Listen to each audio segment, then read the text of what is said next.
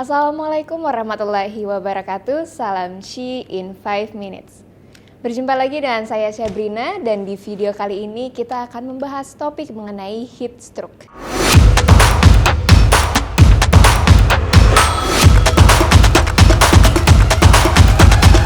Salam She in 5 minutes. Saat ini, hampir sebagian besar negara-negara di Asia Selatan berdampak gelombang panas atau heat wave, termasuk Indonesia. Di Indonesia, suhu maksimum harian tercatat mencapai 37,2 derajat Celcius di Ciputat pada April 2023 lalu. Meskipun secara umum suhu tertinggi yang tercatat di beberapa lokasi berada pada kisaran 34 hingga 36 derajat Celcius, suhu panas bisa diperburuk dengan kondisi polusi udara. Kombinasi dari panasnya sinar matahari dan polusi udara bisa menyebabkan beberapa masalah kesehatan. Salah satu masalah kesehatan yang paling parah disebabkan oleh suhu panas yang tinggi adalah heat stroke. Apa itu heat stroke? Heat stroke adalah suatu kondisi terjadinya peningkatan suhu tubuh yang disebabkan oleh kegagalan mekanisme pengaturan suhu tubuh. Kondisi seperti ini sering terjadi pada seseorang yang mengalami kehilangan cairan tubuh secara cepat tanpa asupan cairan pengganti yang cukup, seperti saat berolahraga berat, dalam cuaca yang panas, kepanasan, muntah, atau diare yang berlebih. Heat stroke dapat terjadi akibat terkena udara panas yang terlalu lama, melakukan aktivitas yang berlebihan sehingga menyebabkan dehidrasi berat. Kejadian heat stroke dapat menimpa siapa dan kapan saja tanpa memandang usia.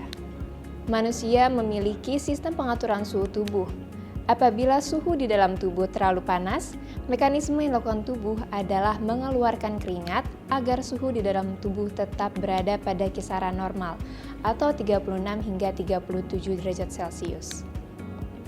Kegagalan mendinginkan suhu tubuh dapat terjadi ketika tubuh mengalami dehidrasi, yang menyebabkan panas berlebihan dan memicu terjadinya heat stroke. Gejala umum heat stroke yang terjadi adalah sakit kepala, pusing, mengalami kebingungan, mudah lesu, merasa panas atau kering namun tanpa berkeringat, suhu tubuh meningkat, hilang kesadaran, jantung berdetak dengan cepat, dan halusinasi. Gejala yang umum muncul pada saat heat stroke menyerupai gejala penyakit lain.